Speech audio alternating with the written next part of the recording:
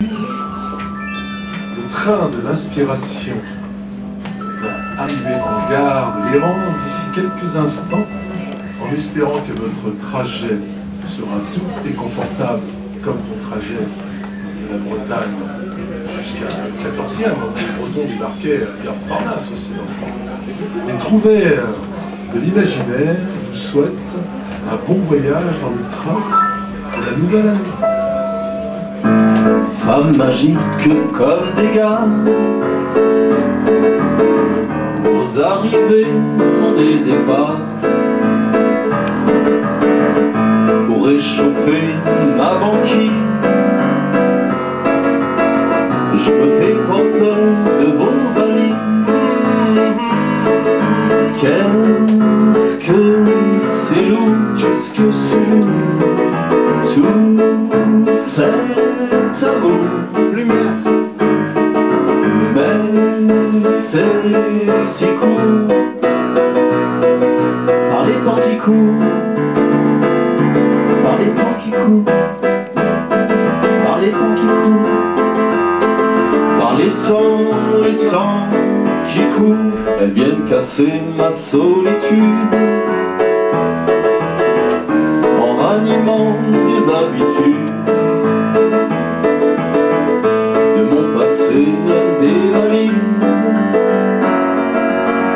il y a tant de soleil dans leurs valises. Qu'est-ce que c'est lourd, tout cet amour, mais c'est si court par les temps qui courent, par les temps qui courent, par les temps qui courent, par les temps qui courent. Elles lisent et ça me sécurise. Et je lui demande comment ça valise. Mais quand elle en a sous les yeux, j'oublie qu'avant ils étaient bleus. Quand il fait jour, ça pèse pas lourd. Tout cet amour, par les temps qui courent, par les temps qui courent. Quand il fait jour, ça pèse pas lourd. Tout cet amour, par les temps qui courent, par les temps qui courent, par les temps qui courent, par les temps qui courent. Femmes magiques comme des gars, vos arrivées sont des départs.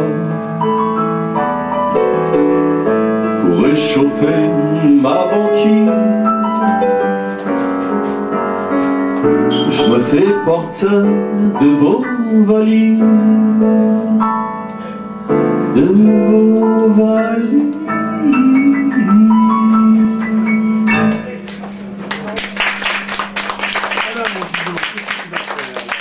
De l'amour. Elle vit rue de l'amour, tout au fond d'une cour.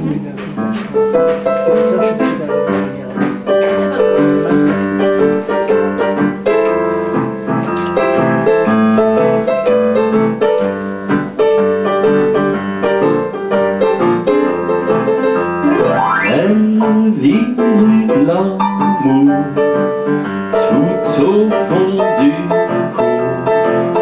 Une piole aux yeux de velours, à deux pas de Colincourt.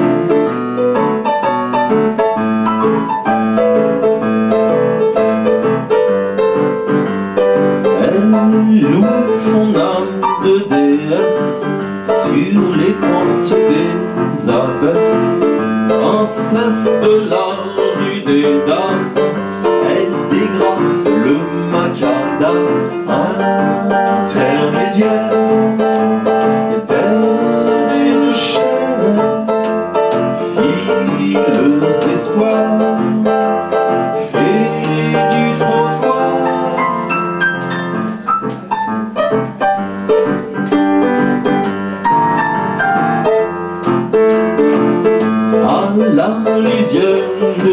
seul des clandestins de la chapelle. Son corps est comme un appel, une étoile qui ensorcelle.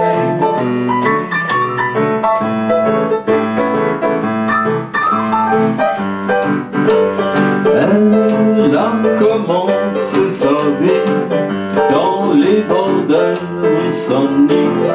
Elle a connu les taudis, la rue de la Grande Truanderie, intermédiaire d'air et de chair, fileuse d'espoir, fée du trottoir.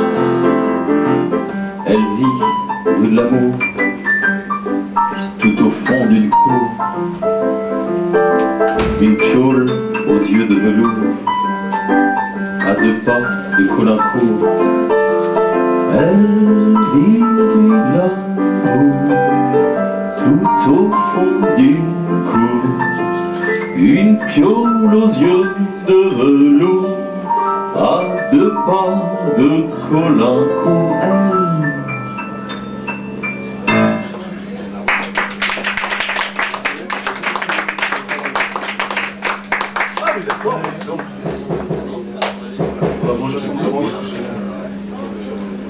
Alors, comme M. Furon-Bazan était un ancien basketteur émérite, il a été champion de France de cyclisme amateur à l'âge de 42 printemps. On peut déjà l'applaudir pour cette merveilleuse performance.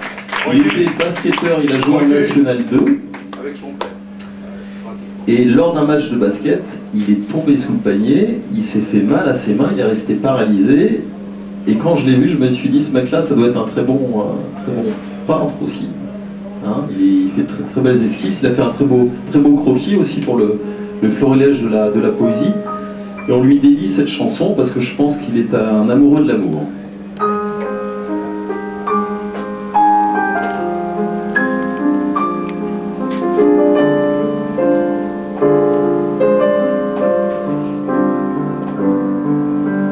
Dans cet atelier où tu as posé ton âme étoilée pour l'éternité, dans cet atelier, oui, je t'ai délifié le parfum de ta peau, hanté mes pinceaux, moi le peintre illuminé par ta divine nudité. Tes traits sont effacés sur ma toile inachevée.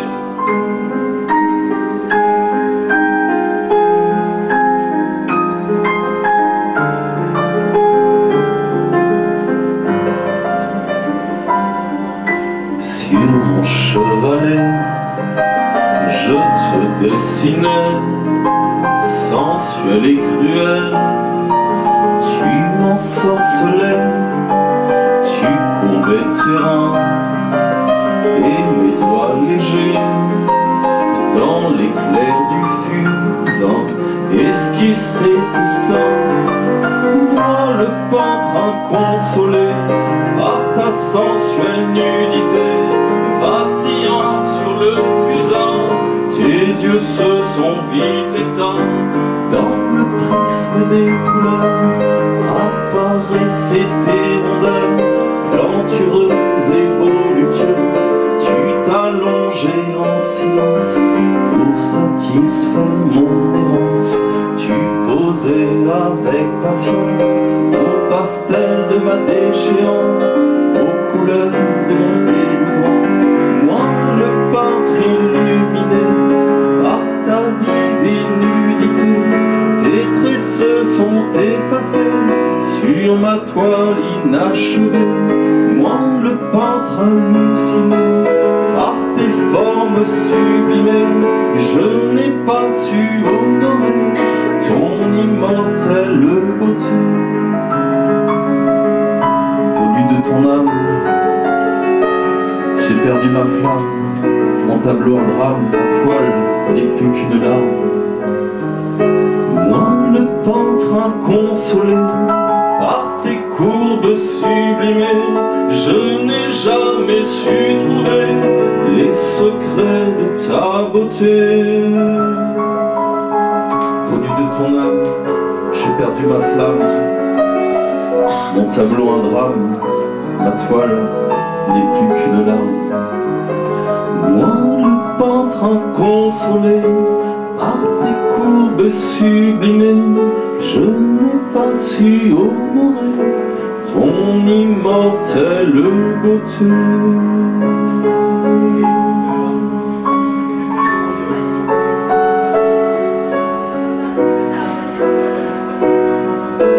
Ton immortelle beauté.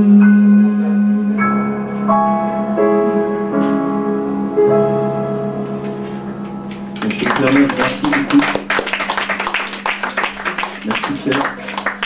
Alors, Monsieur Furon-Bazan, qui est présent ce soir, nous sommes heureux de vous accueillir pour cette nouvelle année 2012. Il a créé quelque chose d'extraordinaire, il a été à l'initiative du Tour de France de la poésie, qui a commencé cet été par la ville de Carnac. Il fait un travail formidable. C'est pour moi un poète, au-delà prochainement il est en Bulgarie parce qu'une de ses poésies a été mise à l'honneur, il va représenter la France, merveilleux défenseur de la langue française. Mais surtout, c'est un homme, un humaniste pour moi, avant tout, d'être un poète, écrivain. Et puis c'est quelqu'un qui va toujours au bout de ses idées, un ancien sportif, un meneur de jeu pour moi au basket, et il l'est aussi dans la vie. Et il sait fédérer les forces en présence, quelles qu'elles soient. Et donc nous sommes heureux de l'accueillir ce soir avec Pierre. Il a sorti un ouvrage, Les Chants du Devenir, donc nous vous lirons avec Pierre tout à l'heure deux poèmes choisis. Et je pense que la personne peut se présenter aussi elle-même. Monsieur Furon-Bazan, ce soir, merci d'être parmi nous. Je connais d'abord, je vous remercie d'être venu. J'ai su au dernier moment qu'il y avait quelque chose ici, donc on m'a supplié de venir il y a trop quelques jours. Je suis venu, la prochaine fois j'espère qu'on pourra faire quelque chose de plus important, puisque à côté il y a le comité olympique et malheureusement j'ai prévenu personne du milieu sportif. Ici ça ne serait pas assez grand si nous avions eu toutes les personnes qui me connaissent et qui me connaissent sous un autre angle. Bon, la poésie, je vais vous dire, je suis un jeune poète, jeune et ancien. J'ai commencé la poésie vers l'âge de 12 ans. J'ai peint à partir de l'âge de 8 ans. À 10 ans, j'étais pas mauvais en peinture. Et comme je disais à une amie qui a eu le prix Isabelle Bellenet, qui a été Grand Prix et qui a gagné le fameux concours du centre Pompidou, vous voyez, elle a eu le même professeur que moi à l'école alsacienne, puisque je sors de l'école alsacienne, école connue rue d'Assas, et nous avions des professeurs extraordinaires, dont ce peintre commun. Elle est devenue une des plus grandes sculpteurs et architectes aujourd'hui, et elle a bien tourné, moi j'ai mal tourné, et je suis revenu dans la poésie à la retraite.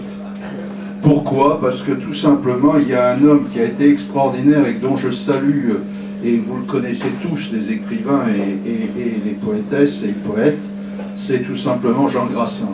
Jean Grassin était un de mes grands amis, il m'a forcé un jour à revenir à l'écriture poétique, et j'ai commencé à travailler, à lui envoyer un texte tous les ans sur l'anthologie, sur l'histoire de l'encyclopédie et en particulier sur Séquence.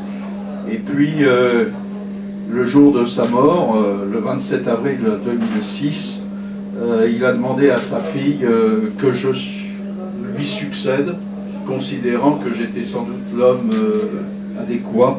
Effectivement, j'avais été directeur littéraire dans différentes maisons, comme Dargaud, comme, comment dirais-je, les Arts et Voyages, les éditions Rencontres, les éditions suisses. Et puis, je me suis relancé dans la poésie. J'ai décidé d'abord, je me suis dit, bon, je vais faire des livres.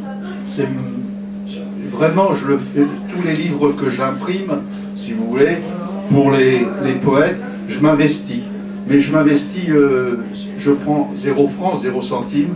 Pour moi, la poésie, les poètes, ce sont les gens les plus intéressants qui m'habitent, comme tous les artistes, et notamment les musiciens que j'adore, les peintres, évidemment, parce que sans peintre, il n'y aurait pas de poète, et sans poète, il n'y aurait pas de peintre. Vous voyez, c'est les deux, les images. Le musicien, c'est les rimes, c'est les cadences, c'est tellement le jeu des mots, mais il y a aussi ce côté, comment dirais-je, extraordinaire de découvrir au travers de la poésie, disons, les images. Car quand vous écrivez un poème, si vous êtes vraiment un poète, vous êtes obligé d'avoir des clichés, des flashs.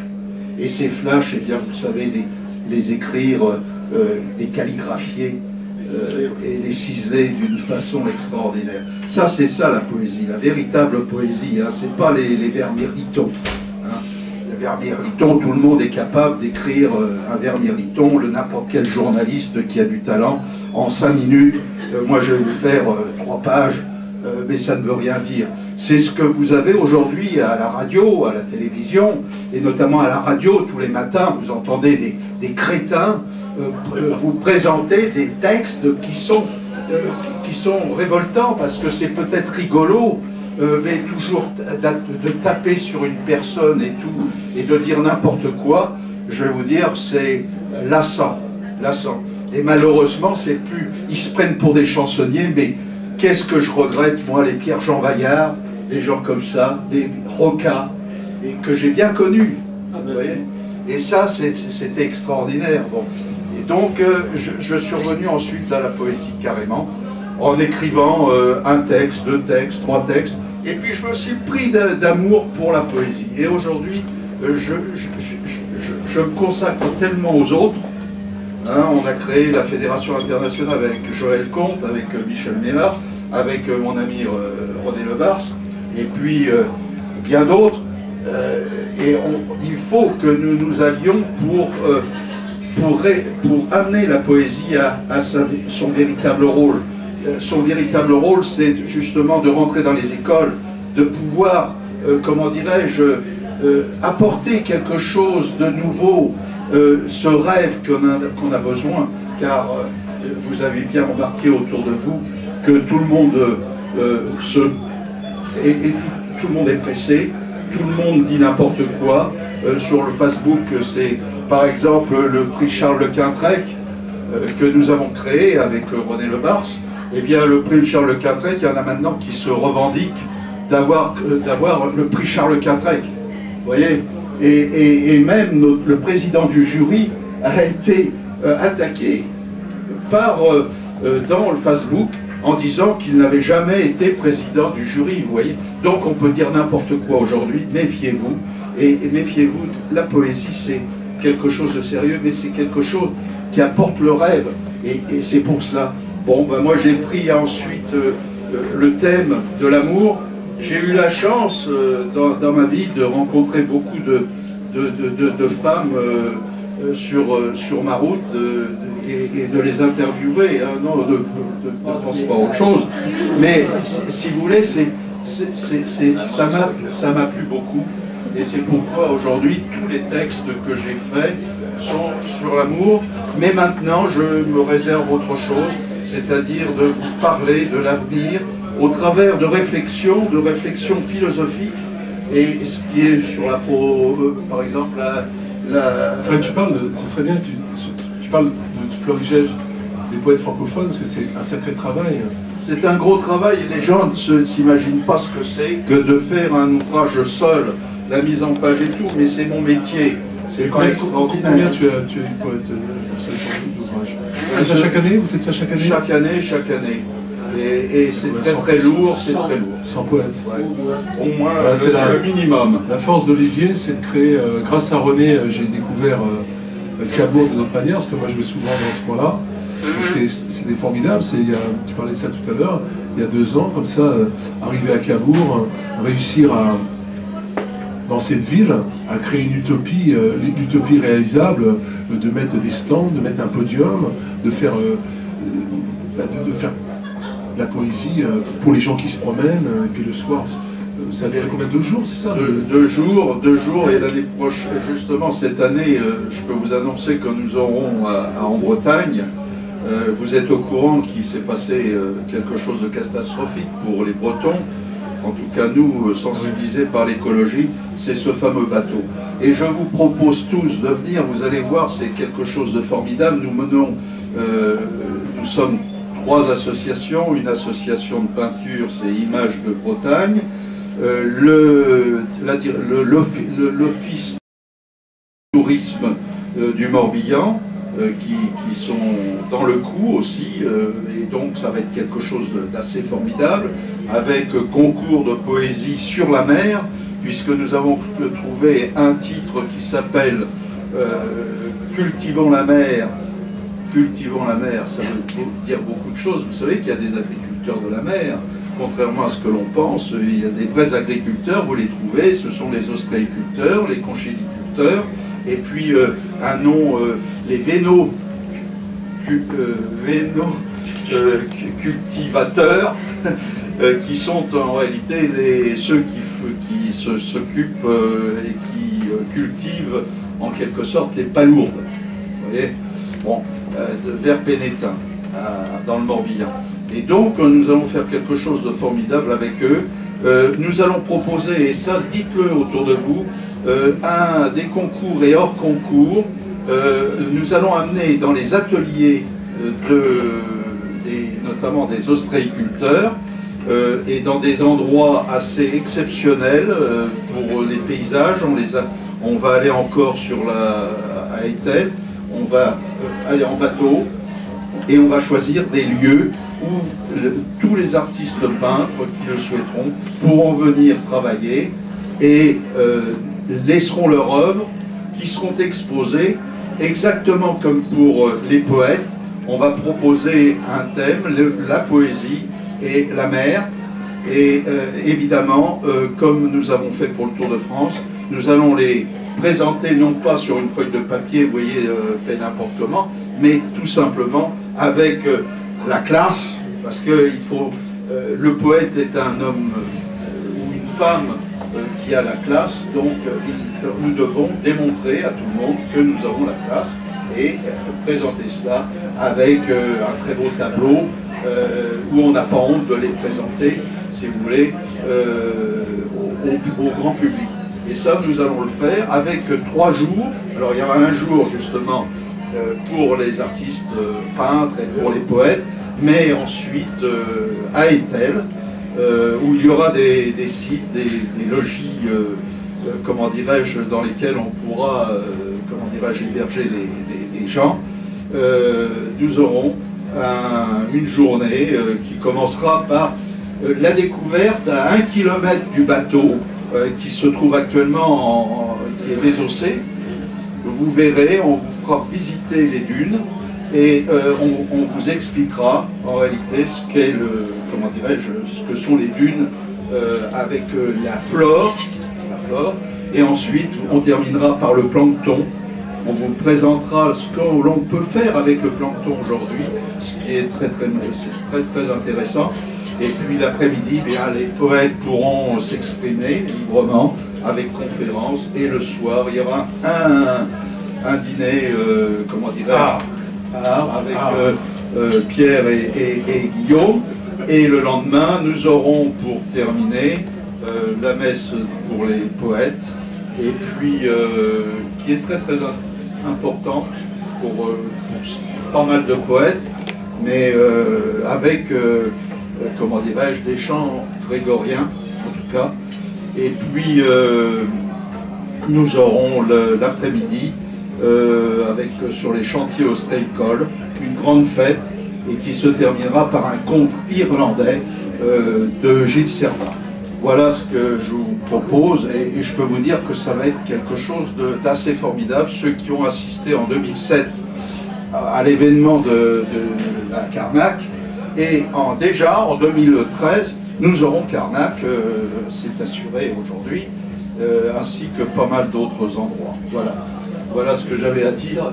Moi, ce que je te propose, c'est formidable. Je te propose qu'on lise un peu de. Hein, et puis j'ai amené quelques amis aussi, comme je sais que tu aimes la poésie. Adèle, un bon ami à moi, va te. On pourra faire quelques. Tu es toujours d'accord? Vanina aussi. Puis Nicole.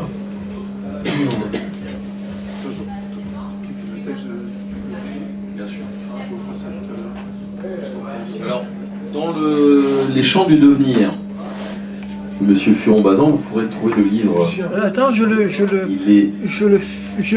laisse-moi, je zoome. J'adore zoomer. Ah, fantastique. Le dessin est très beau. Ce qui est extraordinaire avec les gens comme Olivier, c'est qu'ils prennent les choses en main et quand ils vous parlent sur de choses, on croit que c'est simple. C'est de créer tout ça, ça demande beaucoup d'énergie, beaucoup de passion, beaucoup d'amour. Et je réponds à tout le monde. Des petits coups de blues de temps en temps, mais j'ai trouvé, moi qui arrivais comme ça à Carnac, c'est formidable, parce qu'il n'y a pas toujours des artistes très faciles, il y a pas tout, il y a à gérer l'être humain, tu vois, et tu as un bon meneur d'homme. Moi, c'est un truc qui m'a fait rire, la première fois que j'ai vu Olivier, quoi, une des premières fois, il est venu dans ma cave. Je répétais avec Guillaume, on était arrivé avec Guillaume dans ma cave, et puis tout d'un coup, tu as vu un vieux maillot de basket, quand je jouais à Sceaux, et tu t'es rappelé que tu m'as arbitré. Tu te rappelles de ça? Ah oui. C'est extraordinaire, parce que c'était un grand... aussi, tu t'es occupé du club de Toulouse, tu as travaillé dans des magazines de sport, et tout ça fait que... Parce qu'on peut très bien écrire de la poésie, mais créer des florilèges comme on fait des fois avec Bernard, etc., il y a toujours le gars qui n'est pas content parce qu'on n'a pas mis ceci, cela, et je trouve que c'est formidable ce florilège des poètes francophones. Bravo. J'essaie, si vous voulez, dans le florilège, il y a quelque chose de particulier. L'année prochaine, vous aurez une surprise. Mais chaque année, je demande à des collaborateurs des universitaires, et Dieu sait, je leur demande toujours sur un thème. Et par exemple, pour le prêtre qui est formidable, le prêtre orthodoxe qui est devenu un ami, qui était un ami de Jean Jassin, qui est prêtre orthodoxe russe, serbe, qui a une ouverture, et ils ont une ouverture vers la poésie, on ne peut pas s'imaginer, par rapport aux autres religions. Je n'ai jamais vu autant comment dirais-je, de poètes chez eux que chez les Serbes en particulier, et je lui ai demandé tout le temps un thème, la poésie et la religion, mais tout le temps sur un thème bien précis. Et j'ai demandé à Oulou sur un thème, et je suis satisfait parce que, comment dirais-je, pas toi, tu as quelque chose, René, je demande à une personne qui est généralement universitaire, un ancien universitaire, de faire ce travail. Et nous arrivons à avoir une troisième partie qui est intéressante, qui est même plus qu'intéressante, et qui plaît à beaucoup de monde. Je vois, j'ai eu des... sans faire de politique, mais je peux vous dire que j'ai 3 ou 4 poètes, grands politiques poètes, dont Dominique de Villepin, qui m'a félicité pour le bouquin, car c'est un très très grand poète, contrairement à ce que les gens pensent sur lui. Voilà. Il y en a d'autres, pareil, et ça c'est important de pouvoir jouer avec d'apporter quelque chose d'autre que de faire un ouvrage, une anthologie. Alors les anthologies, je vais vous dire, ceux qui ont l'habitude et qui ont, comment dirais-je, je vais vous envoyer un texte, un document que vient de me donner mon ami, parce que moi je ne fais pas tout, mais René m'a écrit le document. Je vais rajouter pour l'anthologie que je voudrais faire cette année. Je ne veux pas faire une anthologie comme tout le monde, c'est-à-dire de vous poser la question, on fait une anthologie, alors tout le monde fait des anthologies. L'anthologie sur la paix, vous m'envoyez un poème, bon je le fais par sympathie, mais c'est pas intéressant. Ce qui est intéressant, si vous voulez, c'est de tout voir comme l'anthologie que je vais vous proposer, c'est que vous êtes poète, vous avez vécu 10 ans, les 10 premières années du nouveau millénaire. Donc, ce qui est intéressant, c'est l'événement qui vous a frappé depuis l'an 2000 jusqu'à 2010. Et c'est ce que je pose comme question. Un poème, ça peut être sur l'écologie, ça peut être sur le New York, bon, la catastrophe, ça peut être sur la religion, ça peut être... Il y a énormément de choses qui se présentent et il faut traiter ces sujets, car si on ne le fait pas, je peux vous dire que la poésie n'existera plus dans quelques années. Il ne s'agit pas de dire on va faire un texte sur la gastronomie, vous voyez. Non, il faut trouver des sujets originaux et qui élèvent un peu, si vous voulez, nos lecteurs, même si nous n'en avons pas beaucoup. Moi, pour ma part, je m'en fous. Ces ouvrages qui sont en vente, c'est pas pour moi, je vais vous dire, parce que moi, j'offre tous mes bouquins, je m'en faux. Je sais que ça se vend pas, j'ai vendu énormément de bouquins au niveau des romans, etc., mais sous pseudo, évidemment, et je ne le révélerai pas avant ma mort. Le problème comment dirais-je, de la poésie, tous les ouvrages, j'en fais cadeau à des œuvres humanitaires, etc., où je les donne pour faire connaître, et je ne les donne pas à n'importe qui, je les donne à des personnalités qui vont parler de vous, mais qui vont parler aussi, quand vous allez venir poète, voir monsieur le maire de tel endroit, eh bien on va dire, ah bah oui, je connais, ah il y a un tel, ah oui, j'accepte, vous voyez, il faut être en dehors de tout ce qui est, comment dirais-je, financier et commercial. Voilà. On va t'écouter un peu. Ah, Rideau de vie.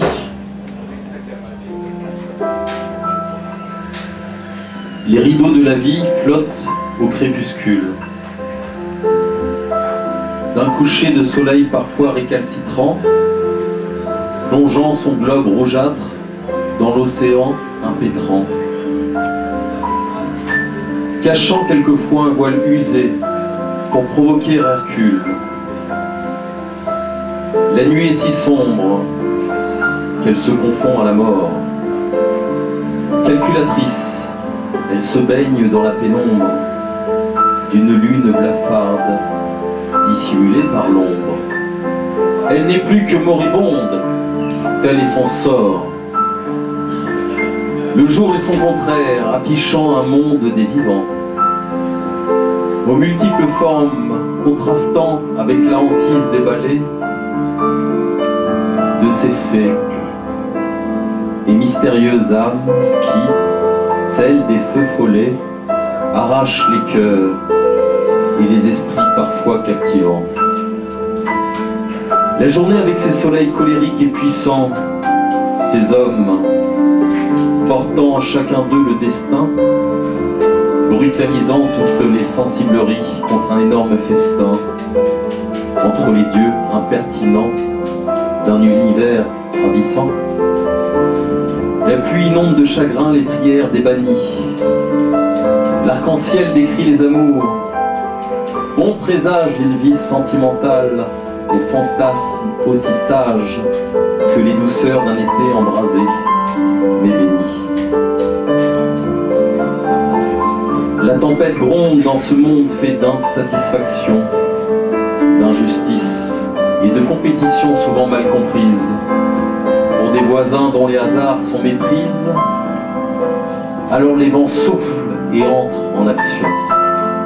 Le soleil est le rayon du bonheur et le signe de l'éclair, d'un besoin de chaleur, hantise d'une brûlure, d'une plaie se transformant en une fêlure, dont la lumière n'est autre qu'une luminosité stellaire.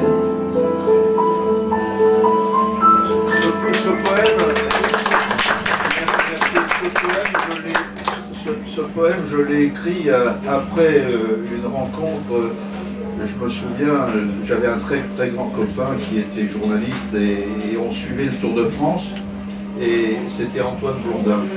Et avec Antoine, on avait eu des conversations assez élevées et justement, ça m'a fait, j'ai repensé à lui et je repense souvent à lui et j'ai écrit ce texte qui m'a fait plaisir, exactement comme celui qui va lire notre ami.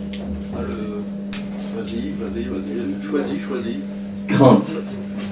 Parce que je sais pas du tout ce que je veux. Je rêve à toi, muse de mes inspirations.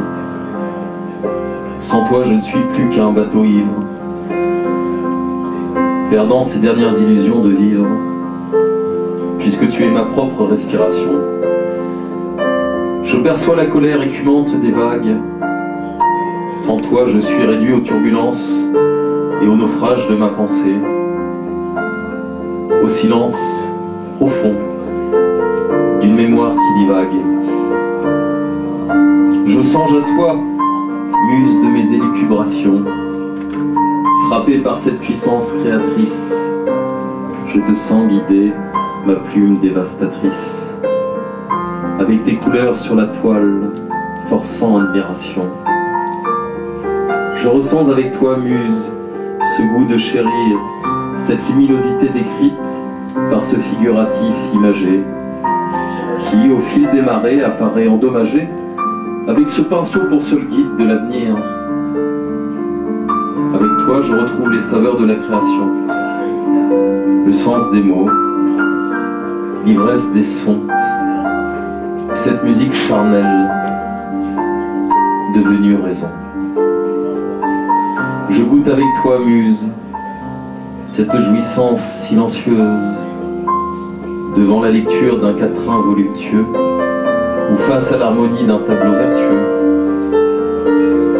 Ne me quitte pas, muse délicieuse, ton regard est un dessin portrait, celui de la vérité imaginative du trait, de la plume et de la peinture.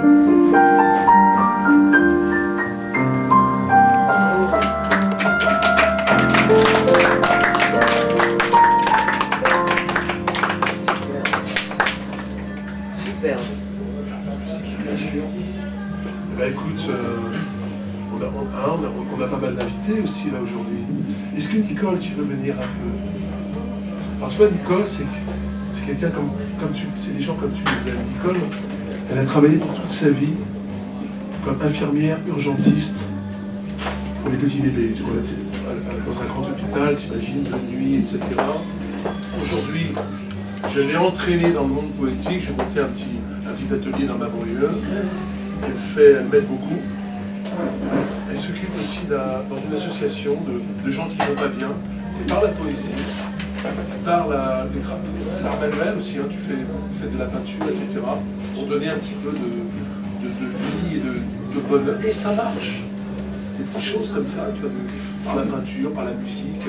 Bon, c'est pas des guérisons, mais les gens se sentent habités par autre chose au niveau de la musicalité et des textes. Alors, Nicole, on lui a donné la passion comme ça de l'écriture poétique. Et puis je lui ai dit ce soir, bah viens, et si tu veux venir, ça me ferait plaisir que tu dises ton texte sur l'hiver. Est-ce que tu l'as? Oui. Les textes d'hiver.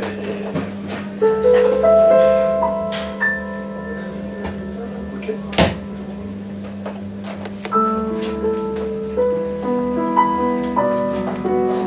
Les saisons, voilà l'hiver.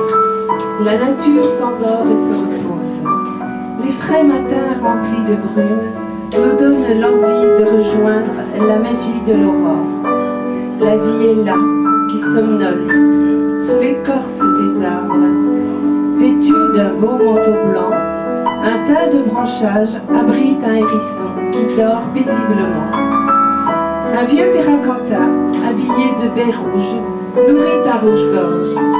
Un merle qui passe par là se gorge de ces baies qui le feront survivre jusqu'au printemps. Les arbres sont tristes, dépourvus de leur feuillage. Dans la froidure de l'hiver, les petites mésanges cherchent désespérément leur nourriture. Sur un rosier endormi, une rose perlée de givre fait couler ses larmes, celles qui désarment.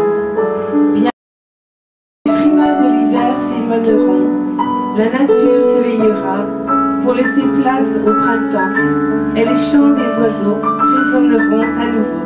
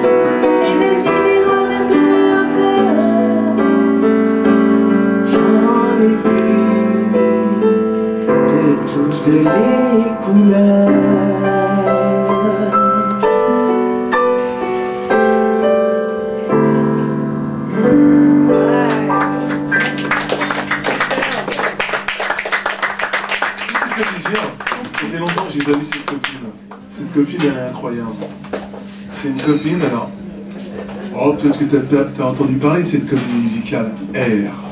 Tu te souviens à l'époque, R, c'était une comédie musicale, une vraie comédie musicale, les musiciens, et c'était beau parce qu'ils combattaient contre la guerre du Vietnam, où ils finissaient juste, nus. À la dernière seconde, ça a fait scandale, alors il n'y a pas plus beau que les jolis corps nus.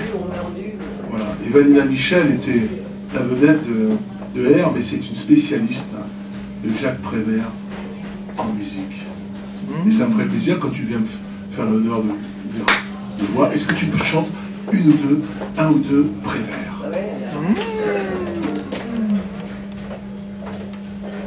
Ah bah toi, je joue du piano. C'est une vraie musicienne, celle-là. C'est bien ce qu'on fait de la même taille, tu verras, c'est vachement bien le piano.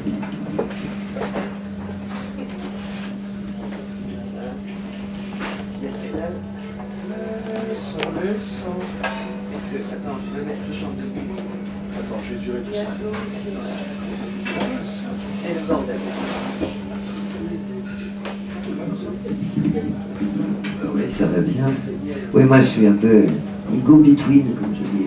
J'aime bien transmettre, être passeur de poèmes à travers la musique, que ce soit la poésie d'hier, d'aujourd'hui, les gens que je rencontre. Et voilà. Partager. Ah oui, alors, parce qu'à ce moment, je suis un peu...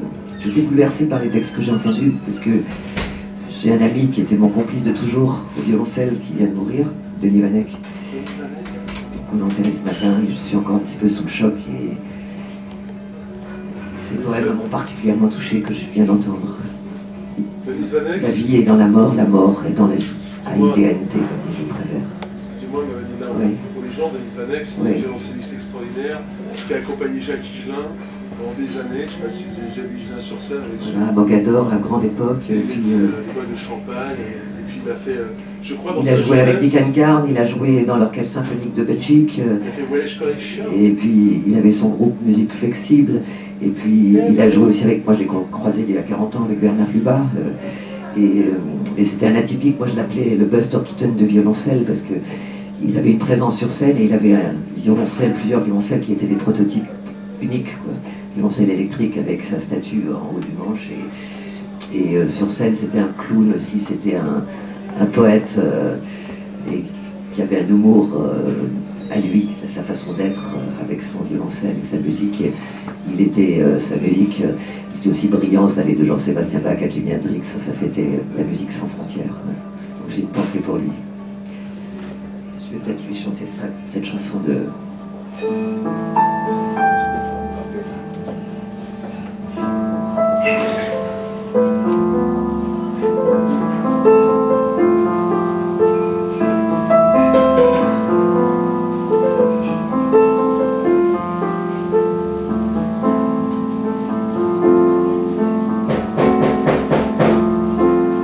Dans les grandes eaux de ma mère, je suis né en hiver.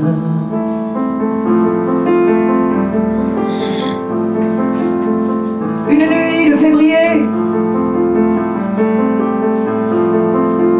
des mois avant, en plein printemps, il y eut un feu d'artifice entre mes parents.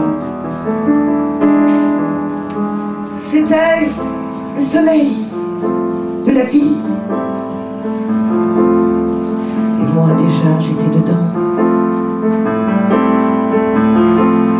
Ils m'ont versé le sang dans le corps. C'était le vin d'une source, mais pas celui d'une cave.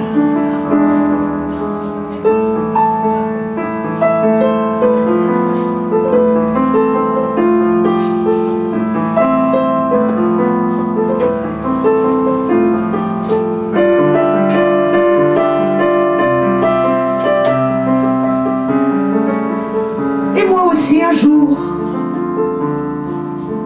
comme eux, je m'en irai.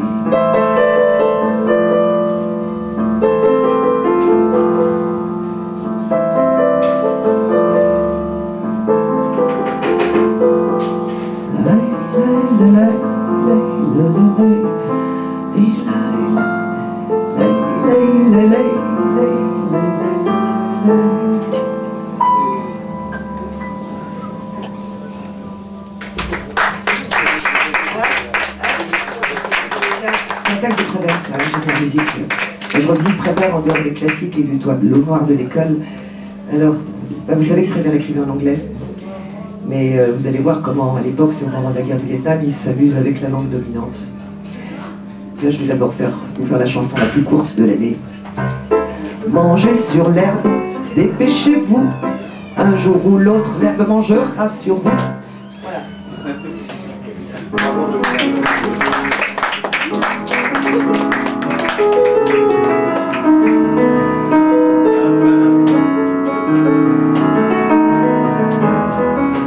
Rain, rain, rain, rain, il pleut des cats, il pleut des cats, il pleut des dogs, il pleut des boys, il pleut des girls, il pleut des reines et des putains, des chiens savants, des chats rouquins. Rain, rain, rain, rain, green, green, green, green, green, frap, frap, green. It's raining in the palm bombs and bayonets. It's raining blood and death. Il flotte tout time, tout le temps. Rain, rain, rain, rain. Et pluie, et pluie, et puis, et puis love dream. Smile and sunshine, the time entend. Smile and sunshine.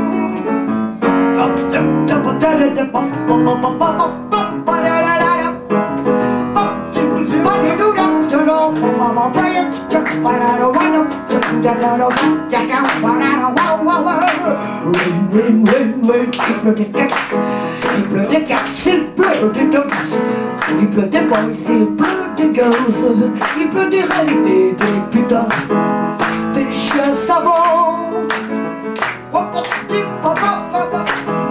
des chiens rouquins. Miaou, miaou. Rain, rain, rain, rain. Et puis, et puis, et puis, et puis love dream, smile and sunshine, the time entend, smile and sunshine, the time entend.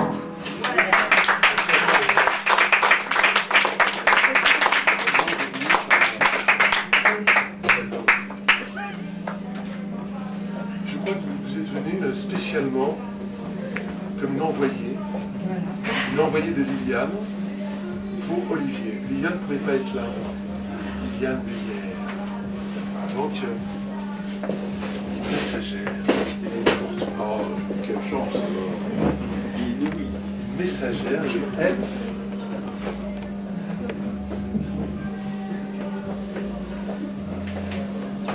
À Olivier de la part de Liliane.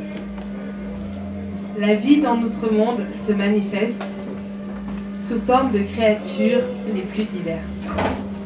Petites, grandes, maigres et rondes, noires, blanches, jaunes ou rubicondes, souriantes, aimables, affables, rieuses, préservées, méfiantes, austères, grincheuses, mais chacune abritant en son cœur inconscient cette occulte lueur qui ne demande pour rayonner qu'un peu de joie et de bonté.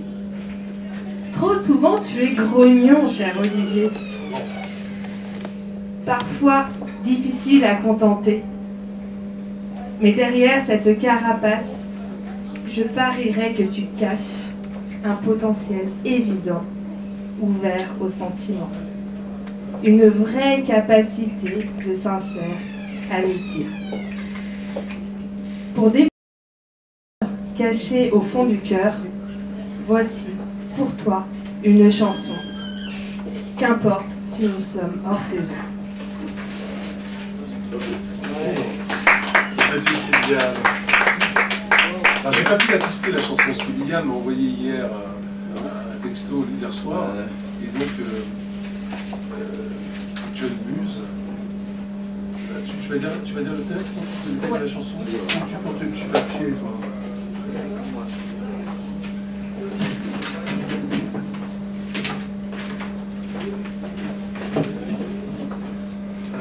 Vas-y, bah écoute, bien faire.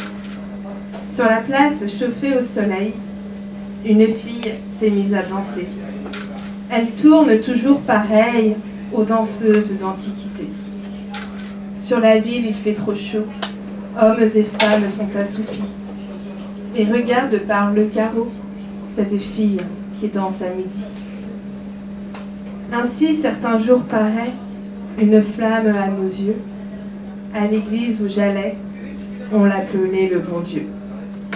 L'amoureux l'appelle l'amour, le mendiant la charité, le soleil l'appelle le jour et le brave homme la bonté. Sur la place vibrante d'air chaud, où pas même ne paraît un chien, ondulante comme un roseau, la fille bondit, s'en va, s'en vient, ni guitare ni tambourin. Pour accompagner sa danse, elle frappe dans ses mains pour se donner la cadence. Ainsi, certains jours paraît une flamme à nos yeux. À l'église où j'allais, on l'appelait le bon Dieu. L'amoureux l'appelle l'amour, le mendiant la charité, le soleil l'appelle le jour et le brave homme la bonté. Sur la place où tout est tranquille, une fille s'est mise à chanter, et son chant plane sur la ville, hymne d'amour et de bonté. Mais sur la ville, il fait trop chaud, et pour ne pas entendre son chant, les hommes ferment les carreaux, comme une porte entre mort et vivant. Ainsi, certains jours paraît une flamme en nos cœurs, mais nous ne voulons jamais laisser luire sa lueur. Nous nous bouchons les oreilles et nous nous voilons les yeux. Nous n'aimons point les réveils de notre cœur déjà vieux. Sur la place, un chien hurle encore, car la fille s'en est allée. Et comme le chien hurlant la mort, pleurent les hommes leur destinée. J'aimerais.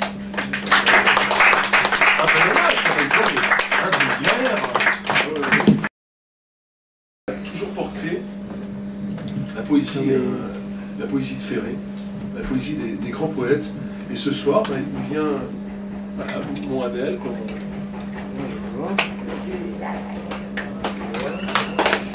Adèle, voilà.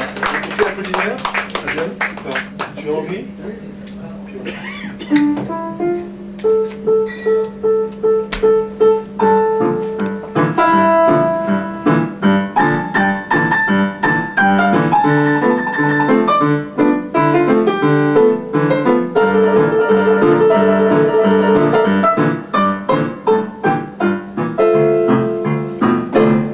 Dans la haute rue à Cologne, elle allait, venait le soir, offerte à tous en tout mignonne, puis rentre hélas des trottoirs, boire dans les brasseries borgnes, boire dans les brasseries borgnes.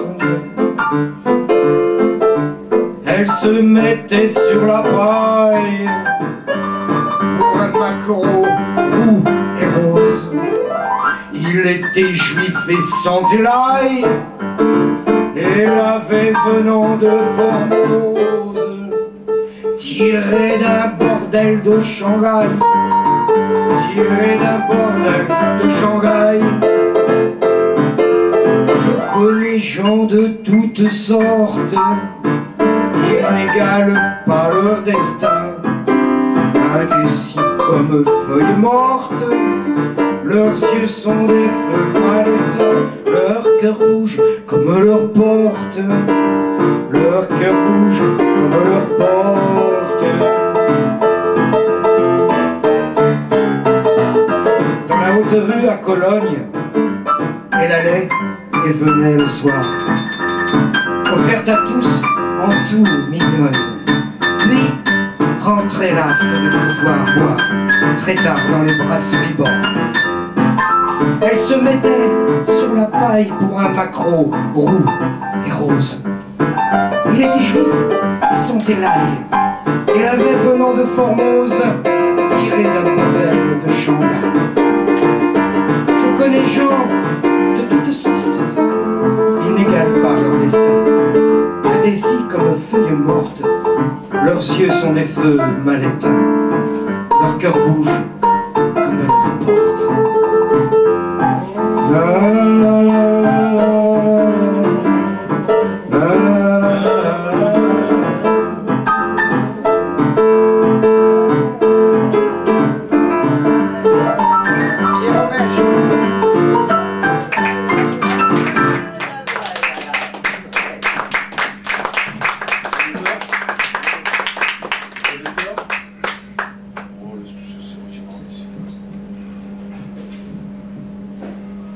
être.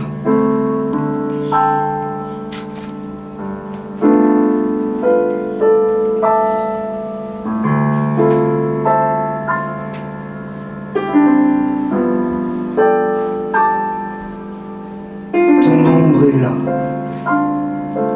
sur ma table,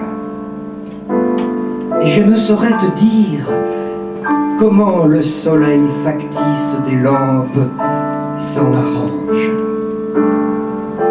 Je sais que tu es là et que tu ne m'as jamais quitté. Jamais. Tu es dans moi, au profond, dans le sang, et tu cours dans mes veines. Tu passes dans mon cœur et tu te purifies dans mes poumons. Je t'aime, je te bois, je te vis, je t'envulve, et c'est bien. Je t'apporte ce soir mon enfant de longtemps, celui que je me suis fait tout seul, qui te ressemble, qui me ressemble, qui sort de ton ventre qui est dans ma tête. Tu es la sœur, la fille, la compagne et la poule de ce Dieu tout brûlant qui éclaire nos nuits depuis que nous faisons nos nuits. Je t'aime, je t'aime. On dirait qu'on t'a sorti de moi et qu'on m'a tiré de toi quand tu parles. Je m'enchante quand je chante. Je te parle. Nous venons d'ailleurs, tous les deux, personne ne le sait. Quand je mourrai, tu ne pourras plus vivre que dans la larme. Tu n'aurais plus un moment à toi. Tu seras mienne, par-delà le chemin qui nous séparera. Et je t'appellerai, et tu viendras. Si je mourais, je t'appellerai. Je suis la vie pour toi, et la peine, et la joie, et la mort. Je meurs dans toi, et nos morts rassemblés feront une nouvelle vie unique, comme si deux étoiles devaient se rencontrer, comme si elles devaient le faire de toute éternité, comme si elles se collaient pour jouir à jamais. Ce que tu fais, c'est bien, puisque tu m'aimes. Ce que je fais, c'est bien, puisque je t'aime. À ce jour, à cette heure, à toujours, mon amour, mon amour.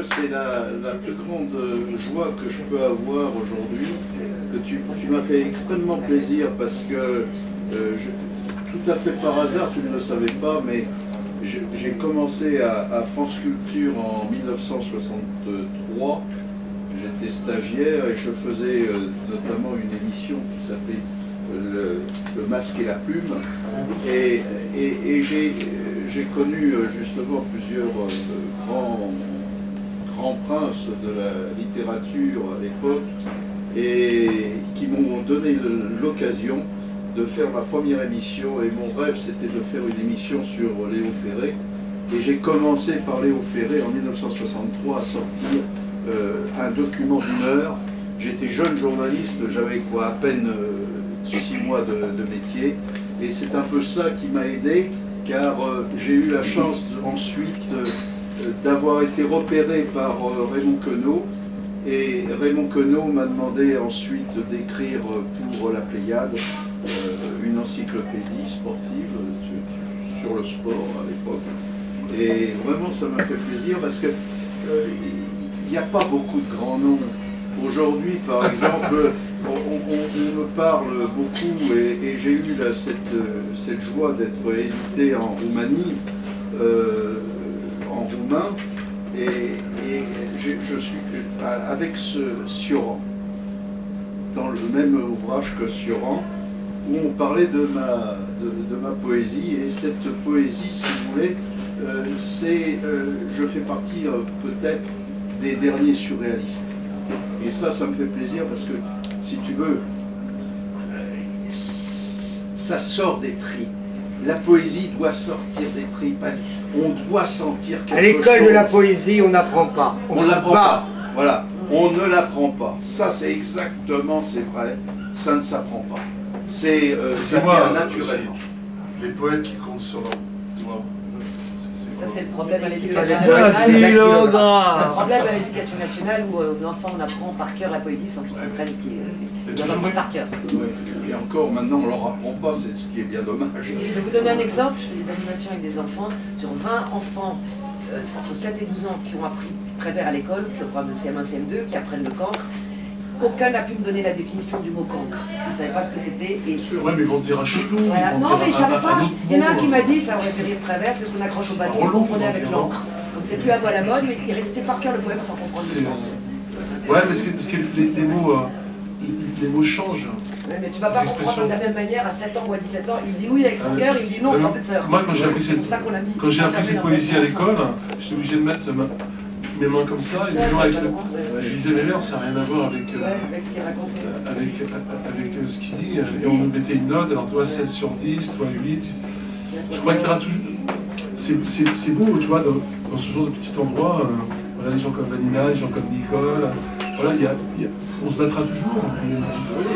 Mais aujourd'hui, c'est vrai que lorsque tu dis, c'est vrai que ce soit à France Inter, avant, bon, sans être nostalgique, il y avait des pasteurs, il y a encore Serge Le Vaillant qui fait des émissions la nuit, ou qui est un bon pote, mais j'ai rencontré l'autre jour Jean-Louis Foulquier, tu vois, Foulquier qui a amené tout, je l'ai rencontré avec toi d'ailleurs, aux Champs-Élysées, il m'est tombé dans les bras en disant j'étais viré de France Inter, c'est moi qui ai remis la pêche à Foulquier, je suis un speaker de lutte, il était chaotechnique, s'est fait virer comme un malpropre de France Inter, alors qu'il a aidé de Francis Lalanne à toi, à moi, à tout le monde, quoi. C'était les copains d'abord, l'émission c'était à 21h tous les soirs, où tu faisais 1 heure de spectacle, Pollen, moi j'ai joué des années grâce à Foulquier, j'ai pu faire plein de choses. Il a créé les Francopholies, à La Rochelle, et lui il se battait pour la chanson française, et de plus en plus, Europa, ces gens-là sont arrivés, ont imposé des choses. Aujourd'hui, je fais encore un peu les francophonies, mais les gens disent merde, il n'y a plus de chansons, quoi. Il n'y a plus de chansons comme... et c'est pour ça que j'étais ravi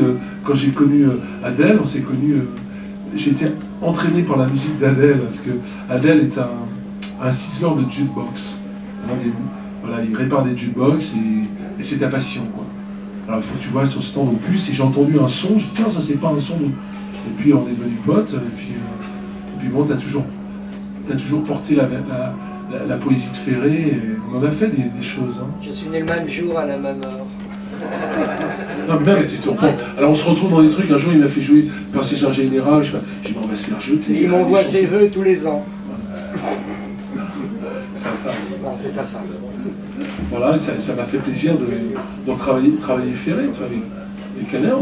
Il fait pleurer les gens quand des fois on est dans des soirées où la ponte, quand je jouais là-bas, on faisait des soirées, quand il y a 1h30 comme ça, il n'y a pas un bruit dans la salle, Bah écoute, tu sais, maintenant on va faire un voyage poétique aussi avec un bon ami à moi aussi, Lucien Nojoz. Alors Lucien lui fait de la poésie, une forme de poésie. Tu peux expliquer un petit peu Olivier à notre... Ah j'aime, non mais juste comme ça, parce que moi j'aime ton attirance. Lucien. Tu veux prendre le micro un peu comme Johnny ou tu préfères Johnny, ouais, c'est très bien. C'est maintenant que tu comprends grand chose, oui, donc ma poésie est surtout inspirée de mes lectures qui sont plutôt assez fantastiques, on va dire, ou science-fiction. Donc, surtout des nouvelles, des vieux auteurs. Donc c'est un peu l'univers dans lequel j'évolue et que j'essaie de faire. Après, est-ce que c'est là vraiment la poésie, je sais pas, mais on verra ce que vous en pensez. Et Lucien s'occupe d'une collection fantastique dans la maison d'édition L'Ourselon. Voilà, alors tu lis les nouvelles formes. Et puis tu fais aussi tout un très beau travail sur les auteurs. Ouais, j'essaie dans la revue Les Chemins de Traverse, donc, qui est une émanation de l'Ourselon Blanc. Tu as pu faire découvrir à des gens Lovecraft. Ouais, voilà, donc de revenir sur les vieux auteurs, effectivement, qui sont un peu oubliés, mais qui pourtant ont une espèce d'héritage assez incontournable. Donc ça va effectivement d'Edgar Allan Poe à Lovecraft, mais aussi Théophile Gautier ou Maupassant, ou encore des plus anciens, des Irlandais, Oscar Wilde, des choses comme ça. Voilà, donc effectivement j'ai la chance de pouvoir faire des articles dans cette revue. Et là elle n'est pas sortie encore, je crois, mais elle est un petit peu en retard. Mais voilà, donc c'est un petit peu ce que j'essaie de faire, de ramener un petit peu tous les anciens pour qu'on voit que maintenant ce qui existe, c'est pas par hasard si ça existe, c'est aussi parce qu'avant il y a des gens qui ont fait des choses, et même si on a tendance à les oublier. Voilà. Très important. Je pense. C'est très important et vous êtes comment dirais-je, tout à fait sur la même longueur d'onde de ce que nous essayons de faire avec la Société des auteurs. C'est-à-dire, on pense beaucoup plus aux poètes autour de nous et aux poétesses qu'à nous-mêmes. Bon, nos œuvres resteront, moi je m'en fous complètement de pas être. J'écris pour moi et je sais qu'un jour ça va sortir, ça sort dans les pays de l'Est. Après peut-être la Roumanie, ce sera la Bulgarie et ensuite la Russie. Mais il est extrêmement difficile de percer aujourd'hui en France. C'est pour ça que tu dois avoir également beaucoup de difficultés pour pouvoir énormément de difficultés choisir des poètes actuels. La chance maintenant, c'est que j'ai pu rencontrer Pierre et Bernard donc aussi, qui s'occupent de l'Ours Blanc et qui eux sont pas trop sectaires, donc du coup effectivement ils laissent parler un peu tout le monde. Donc, et là voilà, c'est vrai que c'est. Heureusement je les ai rencontrés parce que sinon je pense que j'aurais peut-être un peu abandonné. Et tu vois, porter la poésie c'est important. Il y a un petit lieu, il y avait un café dans le 14e pas loin qui s'appelait le Smoke. Et ce café devait être démoli dans toute la rue pour des affaires financières. Je ne vais pas rentrer là-dedans, j'y arrive. Et ces affaires financières, c'était, t'imagines que du jour au lendemain, ils ont changé les serrures aux gens, les personnes âgées, des gens, regardez les Bretons, toi qui étais arrivé, tu te souviens, il y avait des gens, ça fait 50 ans qu'ils habitaient là. Et tu vois, par l'utopie de la poésie, j'ai eu l'idée avec mon pote de dire, ce café, on va faire un petit CD. On a fait un petit CD, pas des CD, on a fait un petit CD, comme ça, une petite galette en vinyle, et puis on a écrit aux journalistes. Et puis le lieu s'appelle le Smoke. Il s'appelle le Smoke parce que le monsieur qui tenait ça, qui était un berbère, il a pris la lecture tout seul en travaillant, etc. Bon, il a pris ce petit fond. Il adore un auteur américain qui s'appelle Paul Auster. Puis il lui avait écrit à Paul Auster. Il faut dire, est-ce que je pourrais mettre le nom Actes Sud. Paul Auster lui a écrit, oui, vous pouvez utiliser le nom de Smoke. Et quand le Smoke ça devait être un parking à la place, on a dit il faut faire quelque chose, donc on a fait ce petit CD, on a écrit aux politiques, de droite comme de gauche, beaucoup de gens sont venus, et on a pu, tu nous as bien aidé aussi, sauver ce lieu, et pas les journaux branchés, je tirais les noms parce que tu vas t'énerver, les journaux branchés au début, moi je ne connaissais pas ce mot-là à l'époque, j'ai dit bonjour, voilà, il y a un lieu, il y a des gens dans le quartier, ils vont virer plein de gens, ce petit café où ils font à manger pour les gens du quartier, etc., il va fermer. Oui, mais est-ce qu'il y a des people? Ils me demandaient des people à l'époque. Bon, maintenant on connaît le mot, et je dis, les people, écoutez, j'ai bien déterré Yves Montand, voilà. Et c'est des journaux comme Le Parisien, des journaux qui nous ont vraiment aidés, qui ont fait des pages. Pourquoi je dis ça? Parce que Lucien habitait en face du Smoke. Il était tout jeune, il faisait ses études comme de bibliothécaire. Et il venait, Et il avait un peu le trac. Et on mettait une petite, comme ici, et il est venu dire la poésie. Et ce qui était incroyable dans le quartier, a vu M. Kabyle et disait du Victor Hugo. Parce qu'il avait appris en Algérie du Victor Hugo. Alors, on a fait 7 ans là-bas, des chanteurs, des gens du quartier comme Slobodan, c'est monsieur qui venait, on avait fait une sorte de scène ouverte, mais ça, avec un contenu, il y avait beaucoup de monde, c'était fort sympathique, et les gens ont écrit. Et c'était tous ces promoteurs, j'ai réussi à avoir le téléphone, et là les vieux du quartier. Allô, bonjour, nous ne sommes pas d'accord. Et ils sont craqués, et il a pu avoir un bac de 9 ans. Et c'est marrant parce que les Parnassiens, quand tu parlais de Gauthier, qui a été l'un des créateurs de Parnassiens, qui s'est vite sauvé, un peu comme Boris Vian, dès qu'on crée quelque chose, après tu as tous les parasites qui viennent. Et les Parnassiens, qui étaient au smoke, et qui étaient bien contents, ne nous ont jamais aidés. Les Parnassiens qui venaient boire et qui disaient, mais c'est votre café, il va fermer. Oui, peut-être. Et on voyait bien dans les mails, etc. Et on a eu l'ancien maire du 14e, M. Castagnou, formidable. On a eu des gens de l'UMP. On avait écrit aussi à M. de Villepin, parce que il fait partie de l'association ramalienne, c'est un spécialiste de Rimbaud. Il nous avait pas écrit celui-là, Dominique. On l'aurait bien pris au basket, hein, toi. Comme ça, je te l'aurais des pivots. Hein. Voilà. Mais tu as parfaitement raison. Ce qui est dommage aussi, j'en avais parlé à Montmartre, puisque je suis Montmartrois d'origine, il ne faut pas l'oublier. Je suis de la rue Ordonnaire et j'habitais rue Colincourt et j'ai écrit pas mal de choses sur Montmartre. On avait autrefois, il y a 30 ans, 40 ans, des cafés comme cela, où on se moquait du côté politique. L'art, c'est l'art. Tout le monde peut s'exprimer, qu'on soit de droite, ultra gauche, etc. Tout le monde a le droit de s'exprimer. C'est là où on devrait justement faire la paix, il devrait y avoir une union. Or, l'union n'existe pas et aujourd'hui on en crève.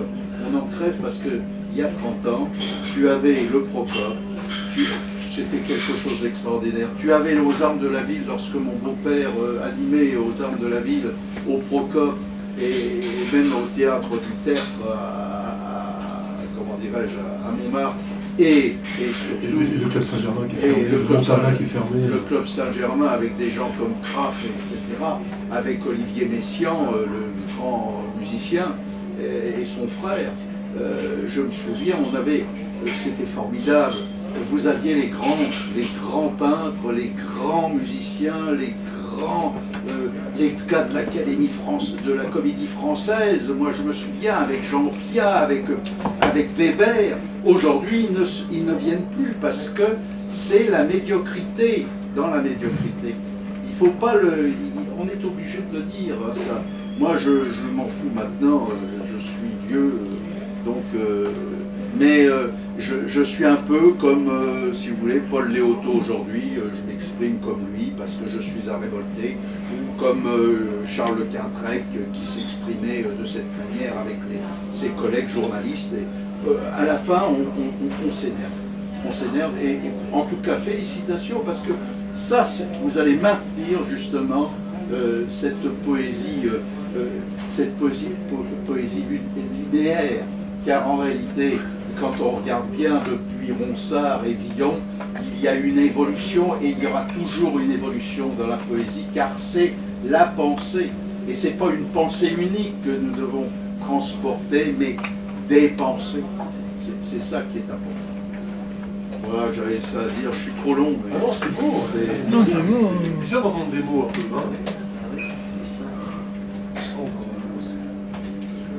C'est la petite chose. Hein.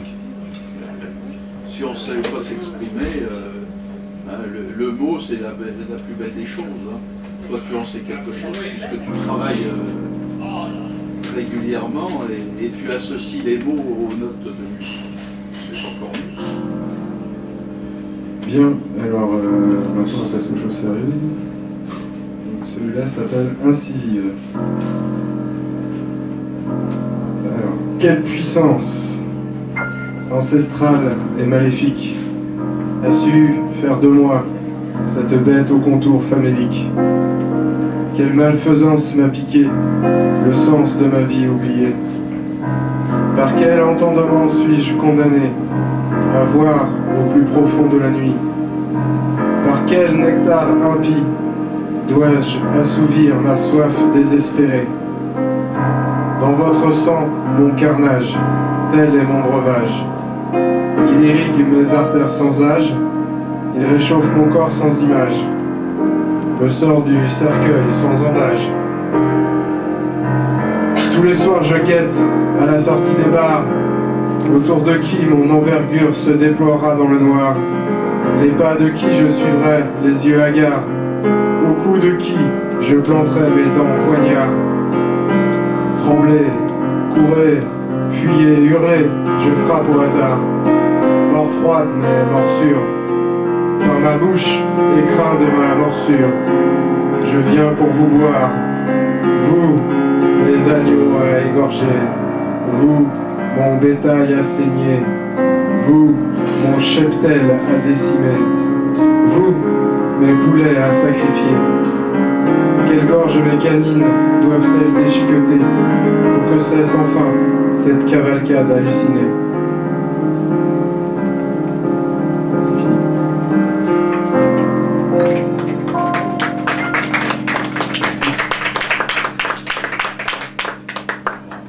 Allez, c'est reparti. À Pau. Un vent glacé coule lentement entre les lugubres tombes scellées. L'épaisse horreur se répand en volutes sales et dispersées. Le cimetière tremble sous la crépusculaire lumière de la lune bruneuse. Des doigts pourris fouillent le ventre humide de la terre baveuse. De la fenêtre à barreaux, je vois danser les ombres. Les branches d'un arbre noueux et sinistre projettent au plafond un balai d'aimant, muet et sombre. Moins inquiétant pourtant que le discours d'un ministre. Garrotté à mon lit dans cet asile usurpé, je ne pense plus pouvoir être soigné. Il ne faut rien d'autre que m'électrochoquer, m'écouter hurler mes malédictions délurées. Ils ne savent pas quelle araignée tisse sa toile, encore moins dans quelle semoule je pédale. Personne ne veut donner foi à mes visions. Tout le monde rit, me prend pour un con. Et voilà que grincent les portes des caveaux, quand sortent leurs occupants en lambeaux. Gémissent les articulations et craquent les os. Mon tour viendra bien assez tôt. Les cadavres boitent, se tordent ou rampent, mais ils avancent. L'inexorable menace profite du brouhaha en silence, se moque doucement des hommes si sûrs de leur science. Force obscure, grain de sel du monde et de sa naissance, la mort vivante depuis longtemps mène la danse. Les cryptes résonnent des hurlements de jouissance, la charogne démente et avariée réclame sa pitance. Nous sommes tous ingrédients de cette décadence, et nous sommes tous complices de cette déchéance. Pour personne il n'existera de clémence, fin du règne de la toute-puissance. Les appétits insatiables des zombies très vieille France nous appellent, tirons notre révérence. Dansons dans leurs bras décharnés la dernière danse. Que je souhaite dévorer le premier, prenez-le comme une avance. Si pour une fois, j'avais juste un peu de chance.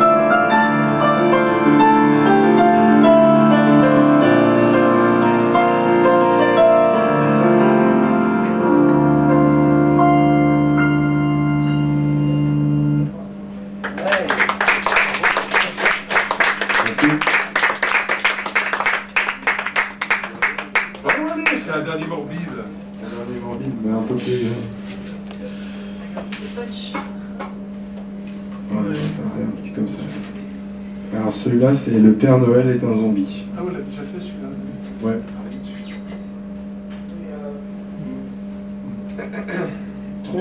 Trop de champagne me rend hagard. Les bulles me tournent les yeux bizarres. Assis, perdu et seul au milieu de mes cadeaux, papiers éventrés en lambeaux, un grincement résonne. À la lueur fragile d'une bougie noire, je vois s'ouvrir la porte du placard. Un frisson me glaçonne. Je distingue ce qui en sort. Un mec en rouge qui a l'air mort. Dans son regard, plus rien ne bouge. Un bonnet mité tombant sur le côté. De son crâne aux trois quarts défoncé. Sa mâchoire déboîtée, ses mains squelettiques s'ouvrent et se ferment frénétiques. Elle va se décrocher. Elles vont tomber. Plus lourdes qu'un sac de briques. Plus brûlantes qu'un courant électrique. Une horreur rauque et enrouée, voix échappée d'une gorge déchiquetée, se met alors à chanter dans l'espoir fou de me charmer. Avant, bien évidemment, de m'égorger de ses dents avariées. Puis de sa langue pendue et moisie, mon sang lapé.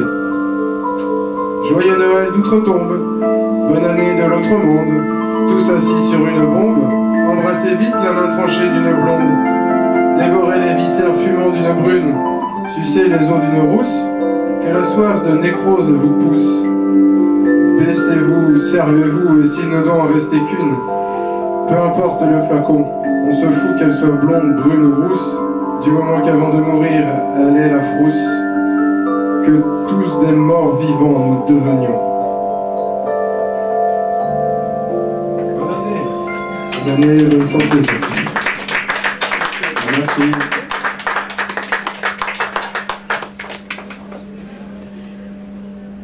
Est-ce que je pourrais te donner un texte sur l'Ankou, puisque nous sommes, on est en plein dans la morbide. L'Ankou, moi c'est breton et je tiens beaucoup à l'Ankou. Je trouve que c'est très joli en même temps. Parce que c'est mystérieux. C'est l'image de la mort. C'est l'image de la mort. L'Ankou, c'est ce Et on peut squelette, si on veut, qui vient avec sa charrette et qui fait le tour du village en cherchant le mort. Voilà, le mort. Bah écoute, nous on t'a concocté quelque chose. Ah bon, alors allez-y. Avec Guillaume.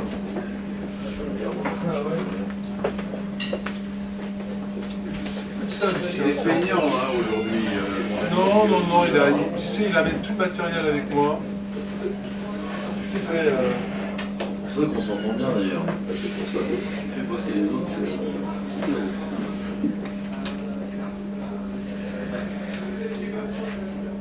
Are you ready?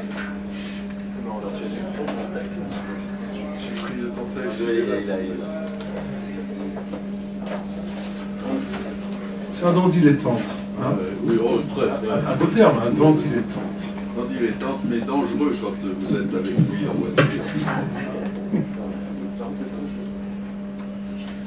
Un soir de grande et inutile tristesse, où les soleils fanés venaient se déverser dans les poubelles de l'habit de détresse, je déambulais, Olivier, dans les terrains de la cervelle humaine, au milieu des fantômes qui hantaient ma désespérance. La nuit commençait sa valse noire et hallucinante. À la fenêtre de ma chambre, haute, dans le suaire des nuages, je regardais les toits sombres et funèbres qui transperçaient le ciel de leurs chrysalides tombeaux. C'était l'heure idéale, Lucien, où le diable s'invitait à ramper dans les armoires de l'implacable remords. Une étrange lumière se mit à transpirer ses larmes désenchantées. Sous la lune détrempée par l'invisible amertume, un plaisir délicieux traversa mon regard malheureux. Dans le spleen du néant, je vis Olivier une forme étrange et démesurée, qui m'apparut comme un astre superbe sur le seuil de l'illusion. Dans son habit de dandy prophétique, aux souliers de papier, ses cheveux noirs et brillants comme un noble linceul déshérité, tombaient en avalanche sur sa redingote ondoyante et nacrée. Ses grands yeux de velours se posèrent sur mon visage, pris en otage. Dans la lumière opiacée, sa voix de chat noir me miaula cette confidence. J'ai plus de souvenirs que si j'avais 1000 ans. Je sens vibrer en toi l'homme qui est là d'écrire sur les louanges des anges et la lune enchantée. Je t'invite au voyage antérieur, là où les morts sont joyeux. Et sans te mentir, c'est la nuit qui soulage, les esprits dévorés par la douleur sauvage du poème indolent qui soupire en silence.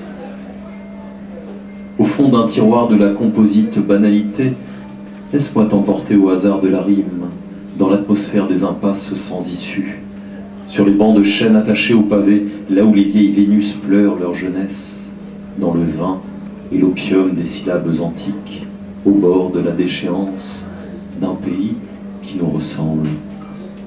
Les muses sont malades, le temps mange la vie.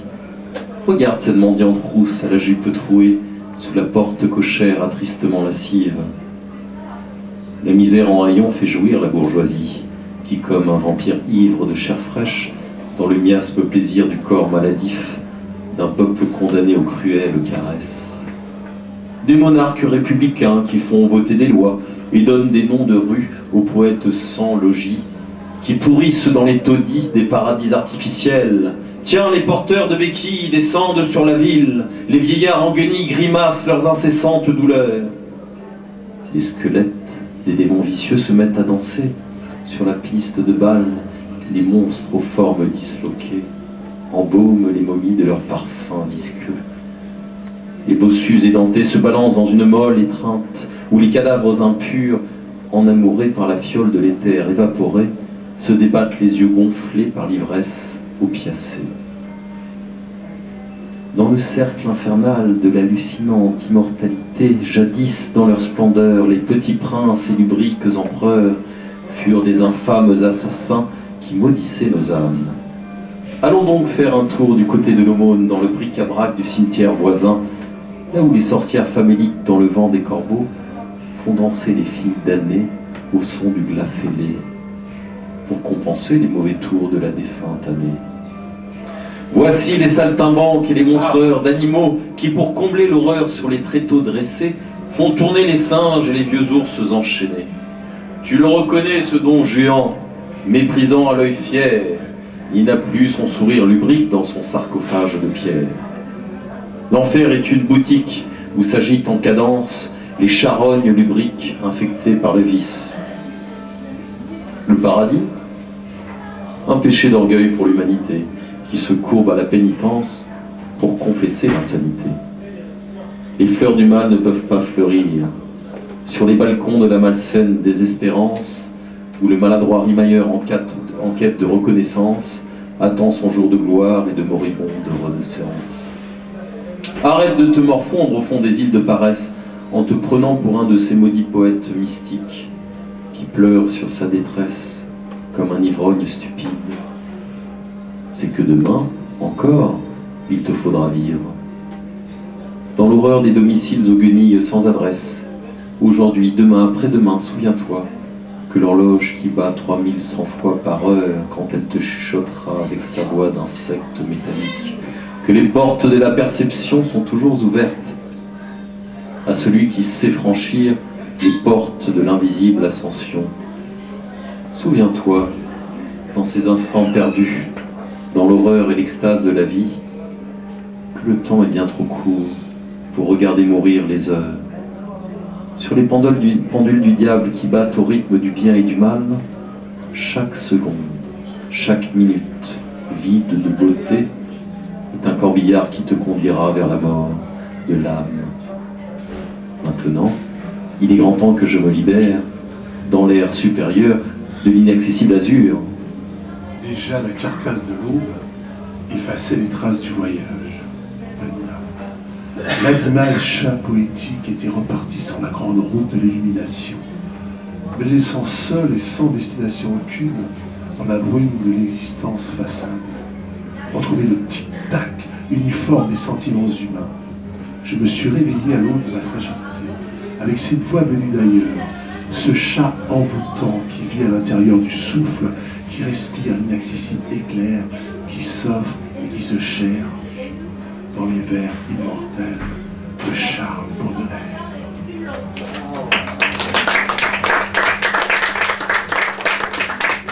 Texte de Pierre Neige. Bah, écoute, je vais te chanter ma chanson. Je vais te chanter autre chose. Sur ce que m'a apporté le souffle poétique.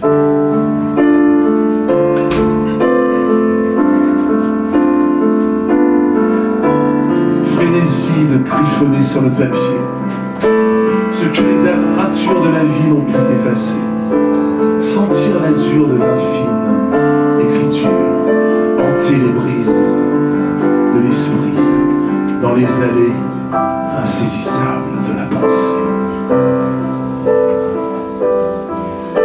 Tu m'as donné l'envie d'écrire sur mes cahiers des pays insensés, habités par les fées. Quand déjà tout petit, je restais seul sous la pluie, à écouter les mots de ces petits couteaux qui venaient me chercher pour me faire traverser de l'autre côté les passages coûteux sur les ailes des voyelles, les muses immortelles m'invitaient dans leur ciel, retrouver l'éternel. Poésie, ma belle amie, à la fontaine de ma jeunesse, j'ai goûté au chant des déesses.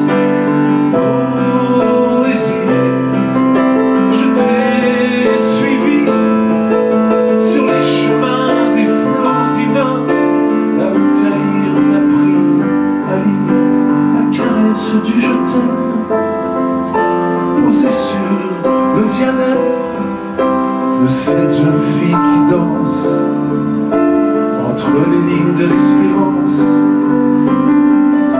Éblouissante Vénus, courtisane de Cythère, divinité antique qui nage dans mes yeux, aux nymphes voluptueuses, ondines transparentes, invitez-moi encore dans vos lutins sabbats, baiser vos pieds de soie.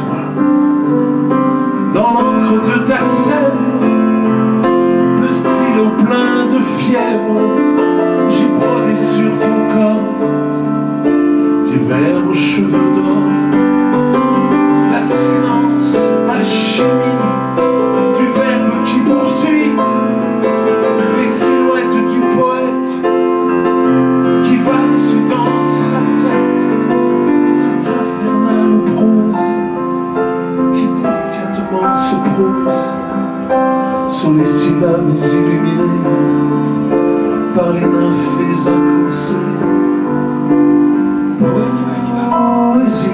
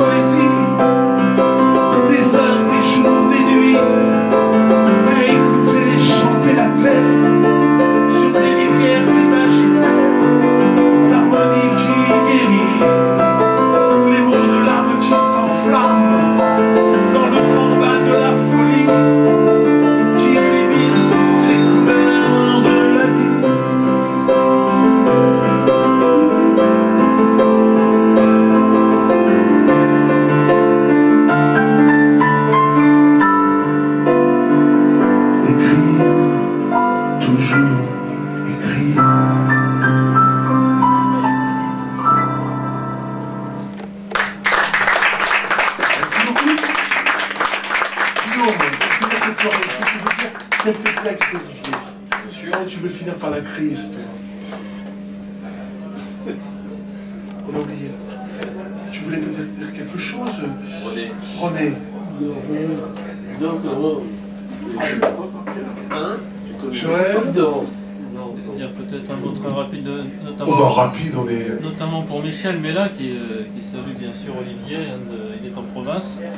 Michel Mella étant le président de la Fédération internationale des associations culturelles, artistiques, littéraires, poétiques et francophones, et l'inspirateur de cette fédération n'est autre que Olivier lui-même, hein, merci. Et on peut l'applaudir pour ça déjà aussi.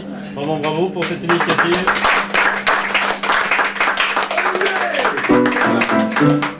Et juste qu'il y a quelques membres de cette fédération, Martine Lequintin ici, évidemment René Lebars, et c'est toujours quand on cherche les personnes qu'on en oublie. Le nom c'est fédération. Le nom c'est fédération. FIAPF en fait, c'est la contraction Fédération internationale Hein. d'associations. Je donnerai une carte après. Nous on dit tout simplement des auteurs et poètes francophones. Alors là c'est plus simple. L'idée c'est de rassembler le maximum d'associations. Et il serait souhaitable justement de pouvoir les rassembler parce que ça permettrait au Tour de France d'être réalisé. Malheureusement, encore là, peu de présidents d'associations ont compris qu'on ne voulait pas pour soi en créant cela, mais pour toutes les associations françaises, en leur permettant justement d'organiser une manifestation chez eux et de les aider justement à se faire un peu mousser certaines associations qui ne font pas grand-chose en réalité, hein, si ce n'est que du vent. On peut appeler ça des associations de malfaiteurs. Pratiquement. Il y en a beaucoup qui ne font rien, que je connais en France, et qui mériteraient justement peut-être d'être un peu Un collectif sur Internet qui est intéressant, que j'ai découvert aussi sur Facebook, d'union de poètes qui ont une page qui s'exprime librement. Je cherche le mot exact. J'ai juste un ajout, parce que j'oubliais Caroline qui nous rejoint à la fédération depuis quelques jours, qui nous a rejoint depuis quelques jours. Et puis, il ne faut pas oublier Jean-Jacques qui est présent par Mons et par Vaux, Jean-Jacques Elner, photographe de talent.